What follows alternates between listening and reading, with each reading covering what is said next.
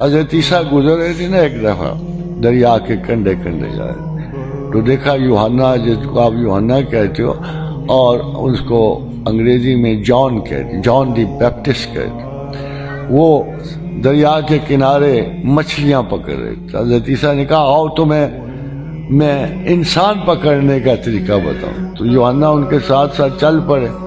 چلتے ہوئے حضرت عیسیٰ کی نگاہ پڑی تو دیکھا یوحنا کے پلے ایک پوٹلی سی بندھی ہوئی ہے، تو پوچھا یوحنا یہ کیا ہے؟ فرمایا یا نبی اللہ 2 روٹیاں ہیں۔ پوچھا 2 روٹیاں کیوں؟ کہتے یا نبی اللہ ایک آج کے لیے ایک کل کے لیے رکھیے۔ حضرت عیسیٰ نے کہا واہ یوحنا واہ، تم نے تو ہمیں توکل میں پرندوں سے بھی نیچے گرا دیا، کسی پرندے کے گھونسلے میں بھی 2 وقت کی روٹی دیکھی، تو ایک کو تقسیم کر اور ایک ساتھ رکھے، بس اتنا آسرا کافی ہے۔ یہ سیکیورٹی ہے جو ہمیں خوف زدہ کرتی ہے۔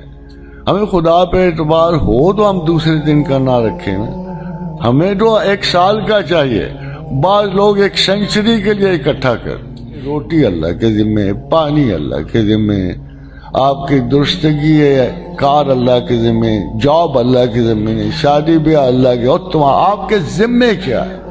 میں تو اکثر خواتین کو یہ کہتا ہوں کہ تم وہ کام پکڑ لیتے ہو جو اللہ کے کرنے کے ہیں، تو پریشانی تو تمہیں ہونی ہے بھائی، وہ کام تو چھوڑ دو نا جو اللہ نے کرنے ہیں۔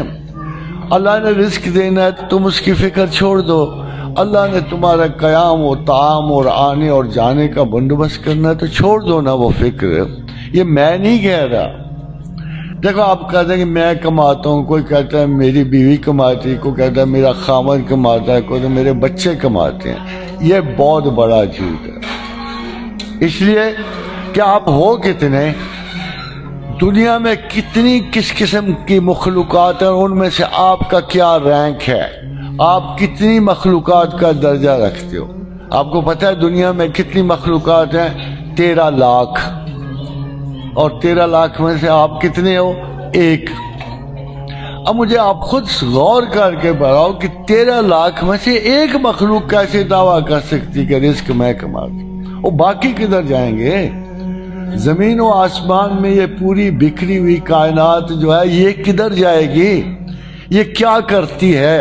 اپنا رزق کہاں سے کماتی؟ مگر کیا افسانہ حیات ہے، سارے عمر محنت کی، مکان بنائے، پیسے اکٹھے کیے، بچوں کی فکر کی، یہ سوچ کے کہ ہم ان کے خالق و مالک و وارث ہیں، مگر کتنا افسانہ ہوتا ہے، کتنا جھوٹ ہوتا ہے۔ جب آپ کھل کے کھانے کے قابل ہوئے، کبھی ایک مرد سے آشنائی، کبھی دوسرے مرد سے آشنائی، کھانا گیا، خالی احتیاط پہ جی رہے ہیں، پانیوں پہ جی رہے ہیں، and when they were able to use that money they would بلاوا آ جاتا ہے، حکم آ جاتا ہے کہ بس بھائی تمہاری ڈیوٹی ختم ہو گئی، تو پھر ہمیں کس لیے بھیجا گیا؟ یہی امید اور خوف کا باعث ہوتی ہے۔ What are we supposed to do؟ آپ 14 میل اوپر چلے جاؤ نا تو آپ کا یہ بدن کسی کام کا نہیں۔ یہ زمین ہے، اس زمین کے آثار محدود ہیں، یہ اتنی کھلی نہیں ہے کہ آپ کو صدیوں تک پال سکے۔ 200-300 سال رہ گئے ہیں، سائنسدان کہتا ہے 300 سال اور ہے دنیا، اور ہمارے حساب سے کچھ 400 سال ہوگی، 450 سال ہوگی۔ یہ محدود ہے، اس میں زندگی محدود ہے۔ کیا ہم بس اسی لیے آئے اور مر گئے؟ اور اتنی ساری تکمیل حیات کے بعد بھی ہم اس خوف سے نہیں بچ سکتے۔ اب امید دیکھو، ساری دنیا میں ڈھونڈ مارو، سارے فلسفے ڈھونڈ مارو، سارے دانشور ڈھونڈ مارو، تمہیں کوئی زندگی کا وعدہ نہیں دیتا ہے کوئی اور ہستی تمہیں زندگی کا وعدہ دیتی ہے؟ اتنی بیچارگی کی زندگی ہے۔ وہ جاپان میں پتہ کیا کرتے ہیں، ان کو محبتانہ کو ہو نا، وہ پہاڑ کی چوٹی پہ چڑھ جاتے ہیں اور وہاں کوئی یوم وصال منا رہے ہوتے ہیں۔ جس دن ان کا کوئی دوست، کوئی اپنے یہ جو گرل فرینڈ بوائے فرینڈ نہ آئے، اسی دن وہ اوپر سے چھلانگ لگا کے خودکشی کر سکتے۔ انسان تو اس قابل نہیں ہے۔ ہائیسٹ ڈیتھ ریٹ ہے جاپان کا ان ہلکی ہلکی مایوسیوں کی وجہ سے۔ میں آئرلینڈ سے ہو کے آیا تو مجھے ڈاکٹرز کہنے لگے کہ every 3rd case is suicidal. every third case which comes to hospital is suicidal.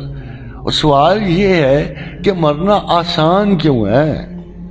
مرنا اس لیے آسان ہے کہ زندگی نری اذیت ہے، نری عذاب ہے، بچپن سے لے کے آخر تک رسپانسبلٹی سے ایک جال بکھرا ہوا ہے جس میں آپ الجھ الجھ کے گرتے رہتے ہو، ایک لمحہ سکون کا نہیں. ہائپر ٹینشن ہے کہ نہیں سب کو؟